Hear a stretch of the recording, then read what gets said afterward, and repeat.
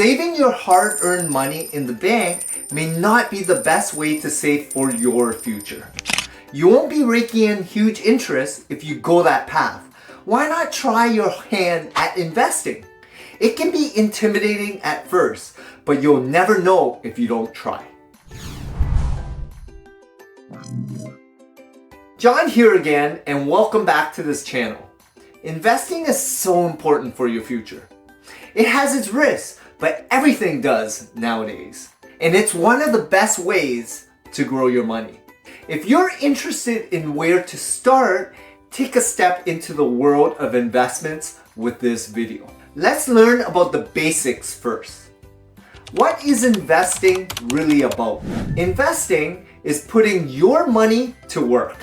And in doing so, it generates positive profits. You use your resources or savings with a plan to generate income with it.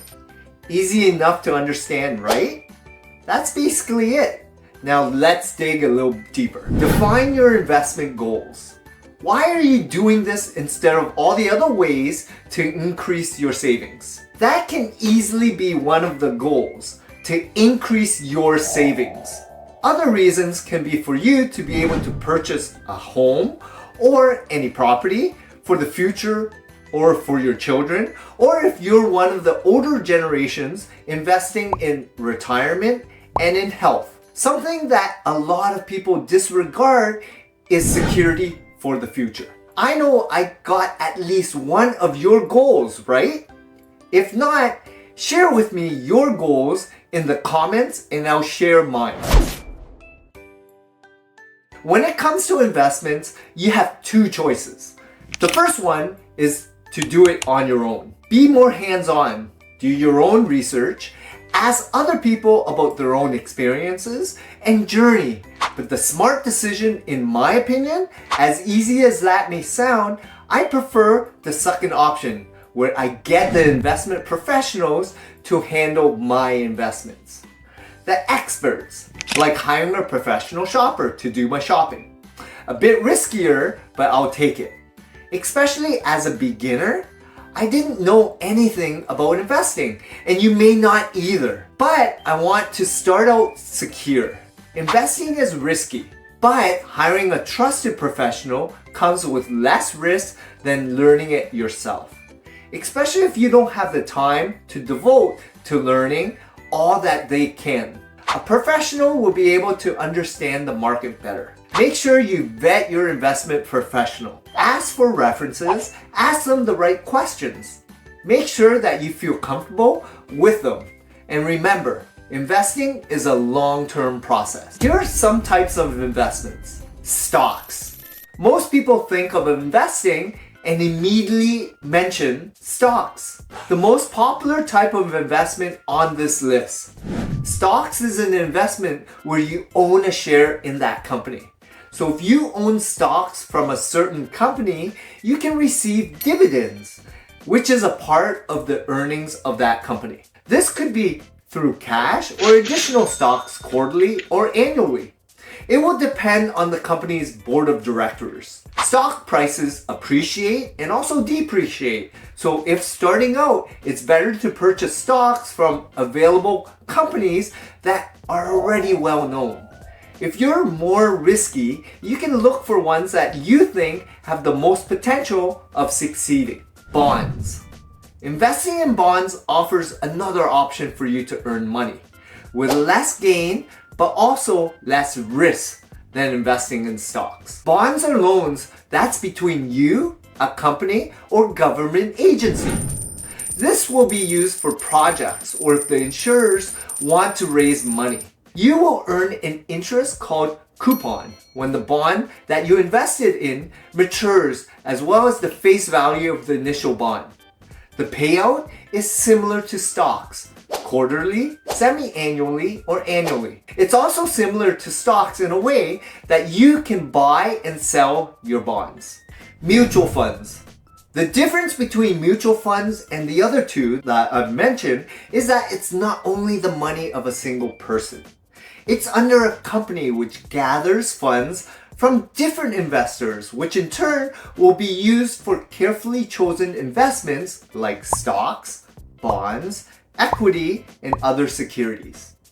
I can say that it's less risky than stocks and bonds since you're still under a company, not on your own, and you're not the only one at stake when something fails. It's also more diverse.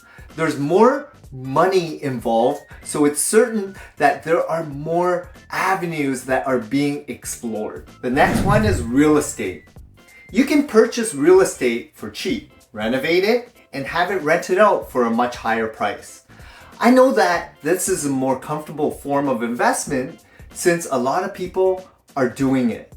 It's not new and you get to hold something in real life. You can even sell it, buy another property, and do it all over again. There's a group of friends that bought an abandoned school building and turned it into an apartment complex. I personally own a few properties that I rent out. The possibilities are endless, and if you want a more secure form of investment, be sure to look into buying properties. Cryptocurrency, the most popular right now being Bitcoin. I'm sure you've heard of it. As a digital currency, you're able to use these types of funds for investments online. Just like other types of investment on your list, you have a chance to earn more. Possibly double or even triple your initial investment. But you have to consider the risk involved, especially since it's all digital. Unless you trade your Bitcoin for real money, it stays online and you're only able to use it in places that accept that mode of payment. It can also be a volatile realm, especially with fewer forms of cryptocurrency. How much to invest? Now that all depends how your tolerance to risk is. Have you chosen what type of investment you're going to go for? Long term or short term? Normally, you should aim for a certain amount of income in a year, like 15 to 20%. If it's for your retirement, learn how to calculate how much you need to invest and earn in a year so that you'll be able to save more or start earlier, which is ideal for any other types of goals that you might have. Short term is what you can get after 5 years or less. And long term takes longer, of course, but it's actually a better choice. It takes time to grow your investment because it fluctuates and 5 years may not be enough to reach your goal amount. Always consider your goals in deciding how much you need to invest. Open an investment account. Now that you've decided on your goal and the amount that you need to invest, it's now time to open an investment account.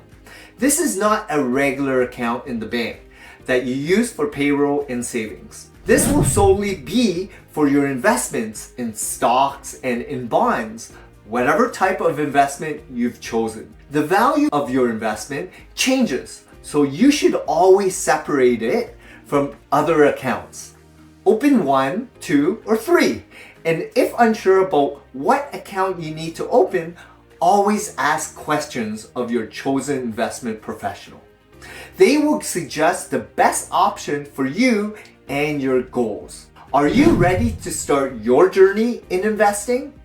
Learn these basics and always do proper research before jumping into something major. Ask the professionals.